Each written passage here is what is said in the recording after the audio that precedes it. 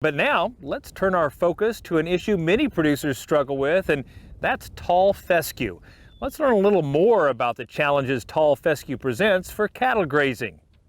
Fescue toxicosis is probably the leading thing to losing revenue, and that would be coming through the ability to breed by a spiked temperature in that animal. And then of course, you know, if you have grass out there and the animals need to consume it, if their temperature is elevated by fescue toxicity, they're going to want to shade up or find water, which would lead to more herd health problems.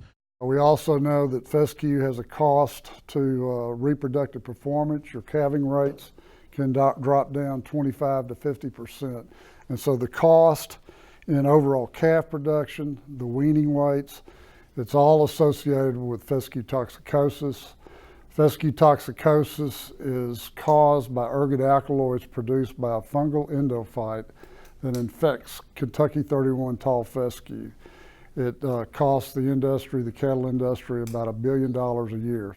What Chaparral allows us to do is to go in and suppress the seed head on tall fescue. So suppressing seed heads with Chaparral, it's not uncommon for us to see at least 90 to 95% suppression of the tall fescue seed heads. And how that plays out in the field in terms of production of cattle, we see it almost completely mitigating the issues with toxicosis in the summer. So our cattle are out grazing in the hotter parts of the day where normally they'd be standing in the shade.